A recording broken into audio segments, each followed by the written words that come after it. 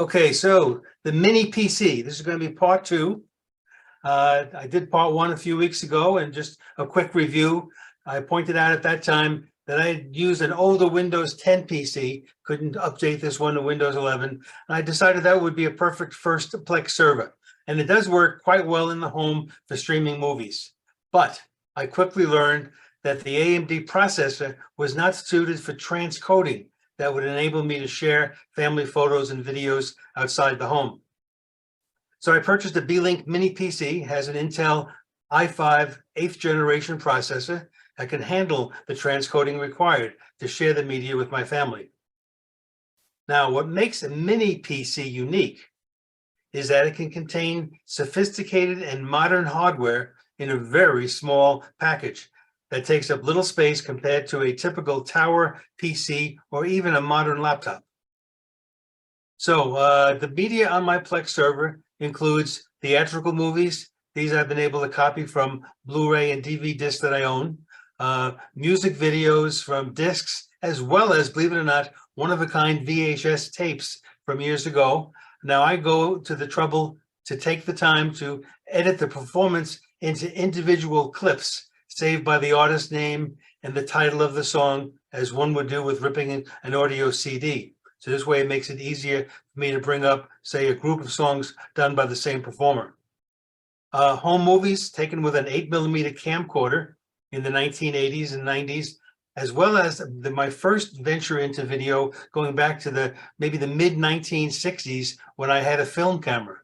Now, these still need to be edited because some of these 2-hour-long camcorder cassettes have a beach and snow scenes together.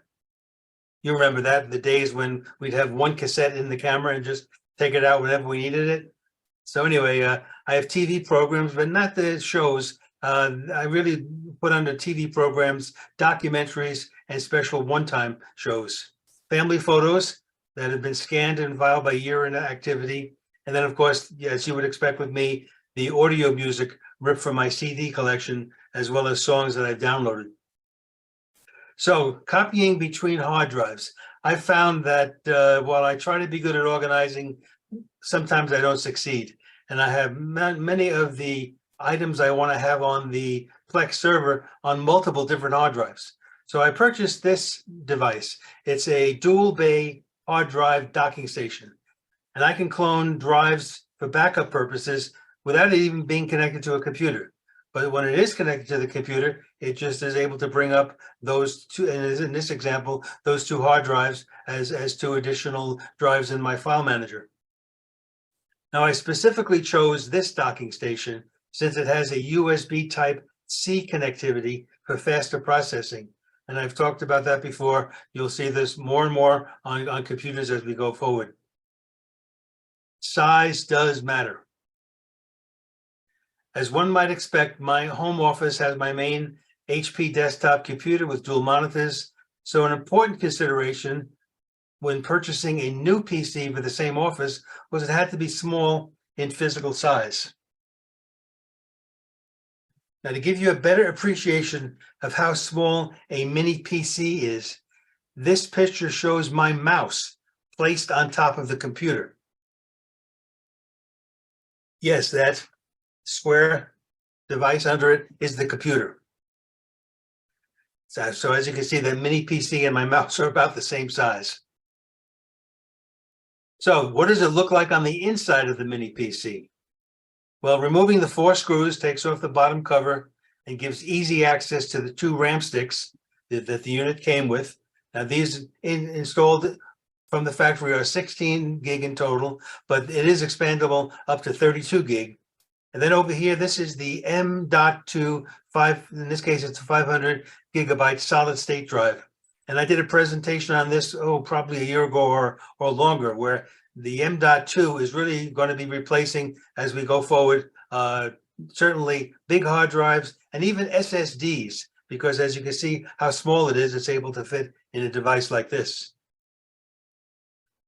And then I wanted to add a second solid state drive to this mini computer. Well, that's pretty easy. You follow the instructions on the inside cover, and I was able to add it. And basically, I just had to take off a few screws here, drop in this PNY solid state drive, put these screws back, make sure that the ribbon was still connected, close it up, and I was done. Took a matter less than 10 minutes. So once again, a size comparison tower versus the mini PC. Left picture shows my old tower with down at the bottom, the mini PC laying in front of it. When you look at the center picture, that shows the inside of the tower with quite a bit of space not being used. And then, of course, the picture I just showed on the right, the inside of the mini PC, where all components are tightly packed but easy to get to. So there's the mini PC on my desk, and this is going to be a video showing you a little bit more. All right, here we go. I'm going to see how the new Plex server is working. So let's press the on button here. And we'll step back a little bit. And we'll see what happens. Okay, there's the Beelink mini PC name tag showing up. And it's continuing. Now you can see on top of this monitor, I do have a webcam, and this is one that does work with Windows Hello. So as soon as the booting up process is about finished, that camera should come on and see me and be able to sign me in automatically. So I'm going to get through there. Here it comes. It's taking a little longer than I thought, but it's reading the hard drives now. Okay, there we go. Camera's on, sees me, says welcome Ray, boom, and I'm signed in without having to enter any kind of passwords. So I'm going to go down and click on the link for Plex. And the only thing I really have set up properly on this one so far is the movies. So that's the only category I'm going to show today. So it comes up and it's showing some movies that have been on before, and I'm going to go down to the category over here called movies. And bingo, it's showing. So I have 288 discs that I've copied over, and I lent to my youngest daughter about 300 movies, and I'm going to get them back. And once they come back, I'll be able to load them onto Plex and then allow her to watch them from home with the Plex app on their TV. And so I can just scroll down here, and all the different movies that have been copied, my ones that I purchased are here, and it's working just fine. If I were to click on a movie like Eddie and the Cruisers, good musical movie if you haven't seen it before. Let me try that again. Here we go. And opens up just like you might normally see on a streaming service, telling you who the actors are and giving a synopsis of the movie, etc., information like that. So this will be working. If I wanted to watch it now, I just click on the word play over here.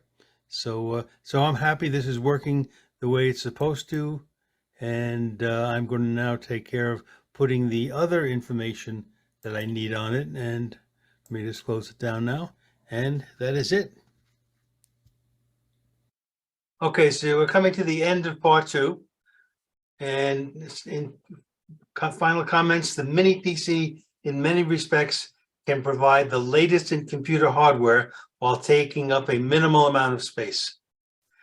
They could be competitively priced, as in my case, the one I purchased, or you can opt, as an example, for Intel's newest NUC 11 Extreme Mini. You can find this listed on Amazon for only $1,025. Now, this is worthwhile if you're, as an example, involved in high-end gaming or sophisticated graphics processing. In the coming weeks, I'll complete my setup and conclude with a part 3. Stay tuned. The end. Understanding Google's timeline and Google's My Activity. I'm Hewie Poplock. I received this email a few days ago, as I do every month, about my timeline. Let's look at it a little bit closer. You can't see it too much because it's along email. So Hewie, here's your new timeline update. You're receiving this email because you turned on location history, a Google account level setting that creates timeline, a personal map of your visited places, routes, and trips. Your location history data can help you personalize Google experiences such as restaurant recommendations based on the places you've been. You can view, edit, and delete this data anytime in timeline. And then you can explore the timeline.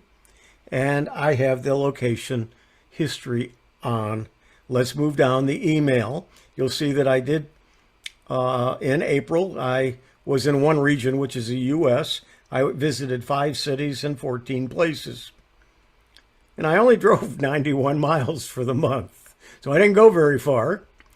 Some of the places I visited was Bayshore Gardens, which is South Bradenton.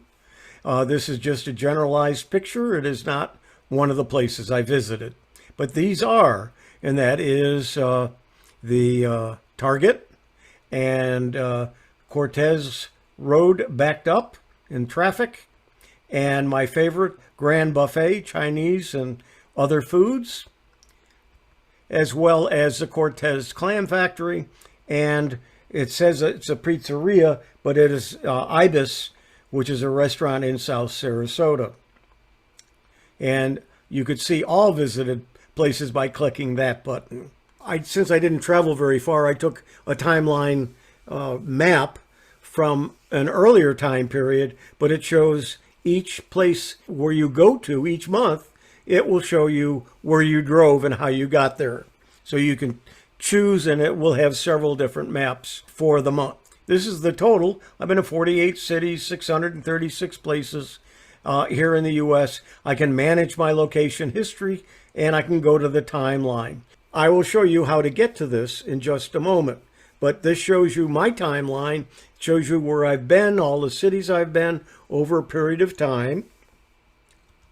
If I click on most visited, it will show on the bottom a list of the places I've been at the most. As I zoom in on the map, it will show dots at each of the locations for whatever reason I have been at, and the number of places that I visited, you can see that are also showing on the bottom of this. Activity controls. The data saved in your account helps you more personalized experiences across all Google services. You can choose which settings will save data in your Google account. And now I have location history on. You may have it turned off.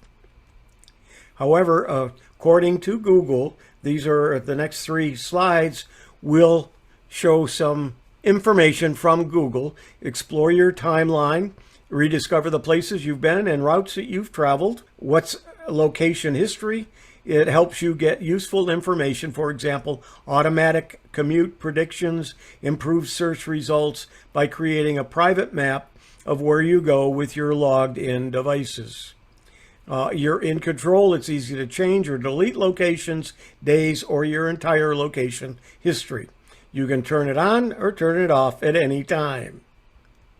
So in order to look at your timeline, and if you didn't get the email, you can go either to google.com/maps or click on the 3 lines at the top left.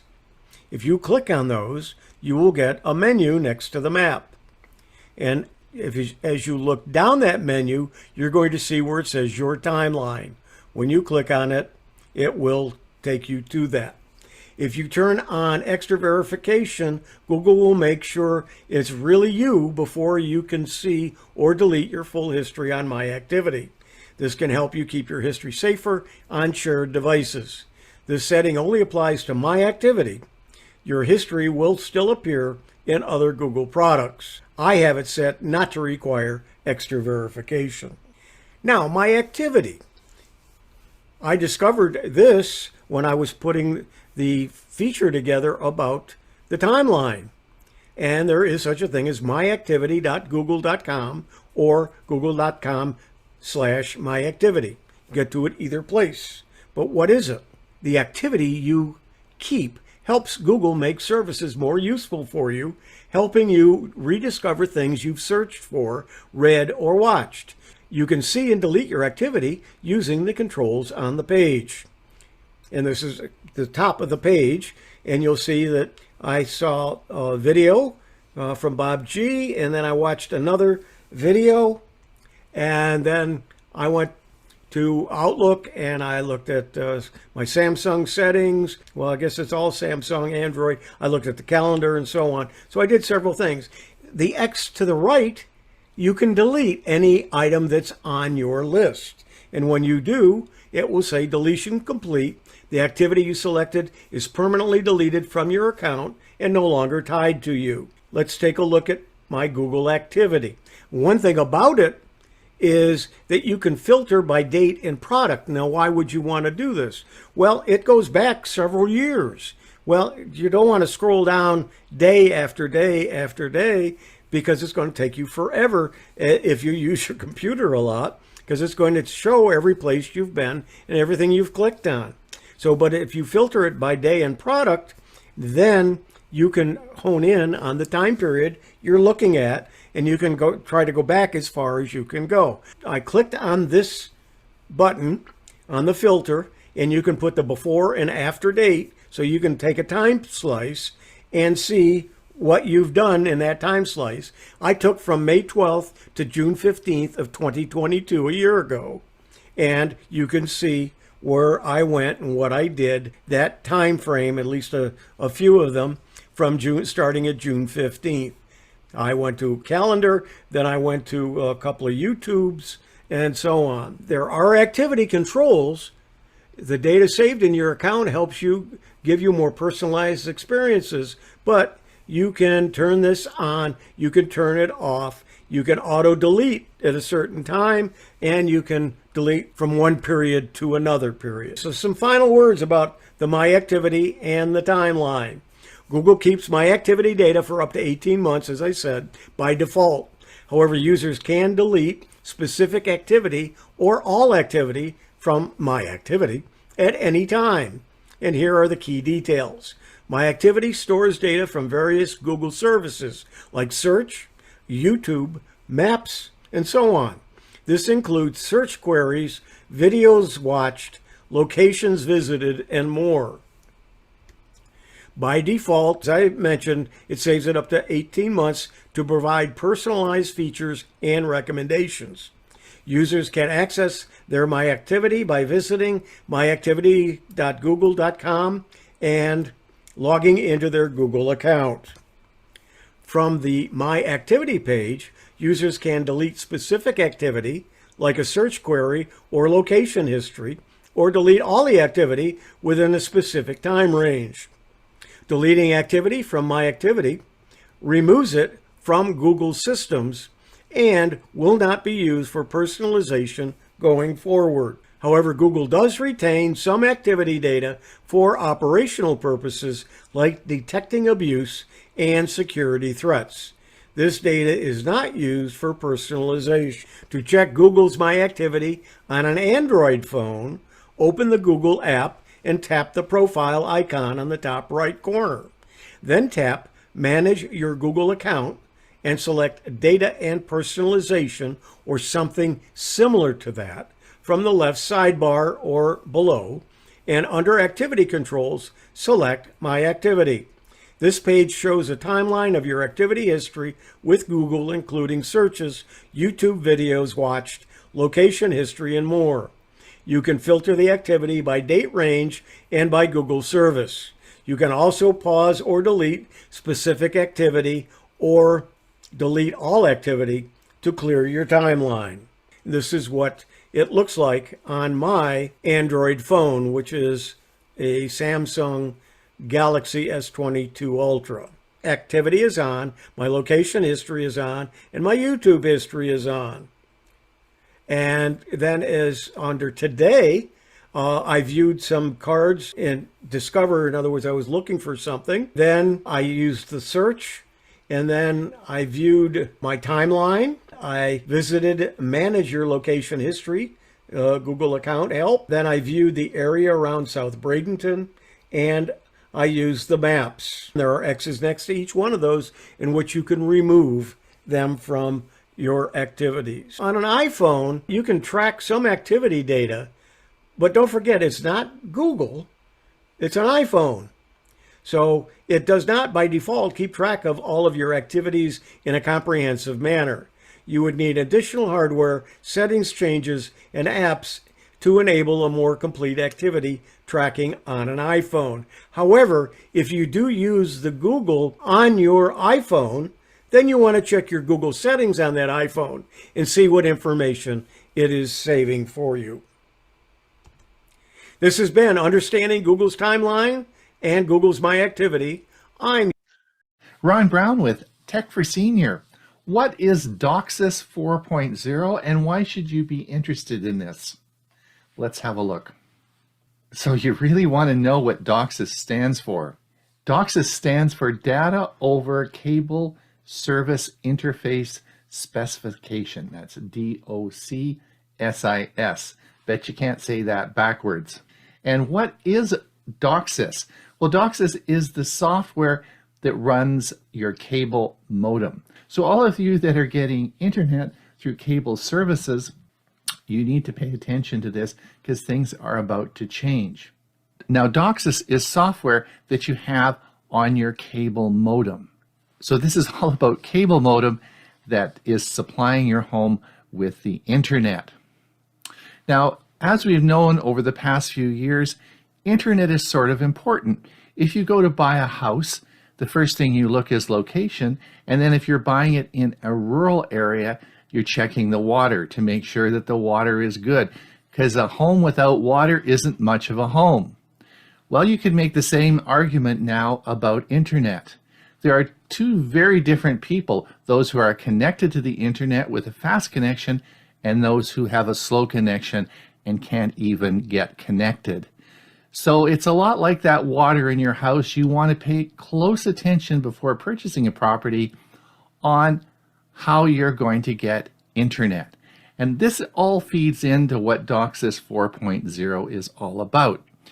So as the data moves to your cable modem, it has to be converted from the data transport system to a usable language that your computer can read and understand. And that is what the Docsis software does. It is the software that changes from the data transfer to making it a usable source for your computer.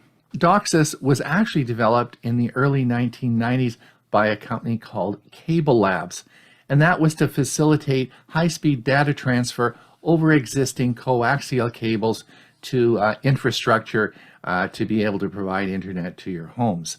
So this is what the software was used for, and and if you have a cable modem and your service provider for internet is cable, then you will be using Docsis. Didn't know that, did you?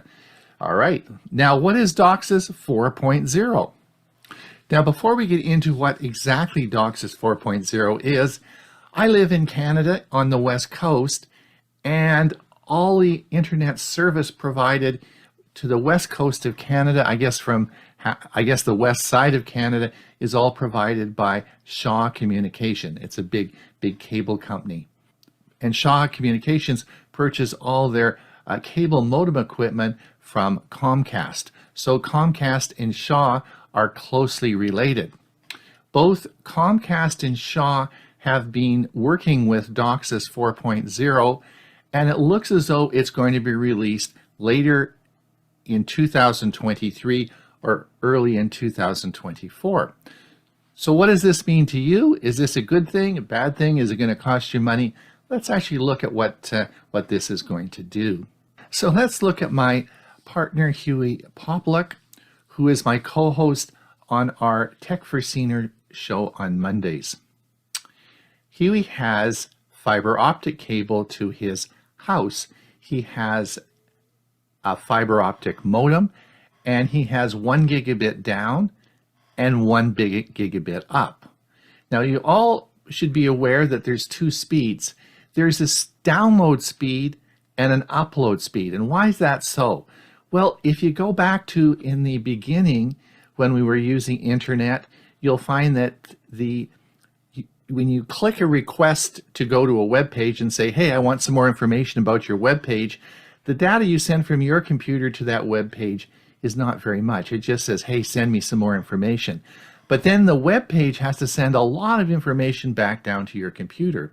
So very early on when we designed these systems, the upload speed wasn't that important, right? Because it was just a small request. The big issue was download speed. You really wanted lots of speed to gather that information. I guess you could say internet was a gatherer of information.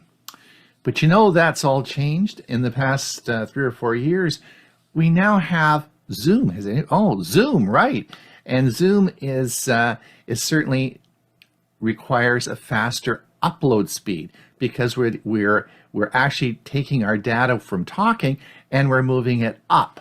So upload speed now has become very important in our modern communication using Zoom, Meet, and all the various services we have. So my partner has 1 gigabit down and he has 1 gigabit up. Wow, that's great. I have a cable modem. So I have 1 gigabit down and I have about 100 megabits up. Why the difference? Why can't I be like Hewie and have the same thing? And that is because of Docsis. When the Docsis software was written, of course, as I mentioned, we required more download than upload. So Docsis 3.0 and 3.1 has sort of helped with that. The big thing about Docsis 4.0 is it's going to allow the upload speed of the theoretical upload speed of 10 gigabits. All right, what does this mean to you? Well, as cable companies later this year start to offer the Docsis 4.0 service, then you will need to purchase a new cable modem. No, you cannot just download some software and upgrade your existing modem. You will require to purchase a new Docsis 4 cable modem that will connect to your service. The advantage to this will be that it will offer you much higher upload speeds, which will certainly be beneficial to some people. It will always be backwards compatible, so if you have an existing Docsis modem, then it will work just fine, but you won't be able to get the higher speed rate with your older modem. Will this cost you more money? Well, it depends on how you have purchased or got your cable modem. If you are on a rental plan from the cable company, then they'll probably offer that as an option for you to swap it out. If you have purchased on your own a cable modem, then yes, you will need to repurchase another Docsis 4.0 modem. We have no idea what the cost of these modems will be, but based on prior experience, they're probably going to be between $150 to $200 for purchase.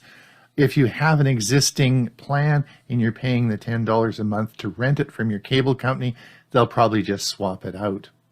So that is what Docsis 4.0 is all about. You'll be hearing a lot more about it this fall as the cable services upgrade their systems.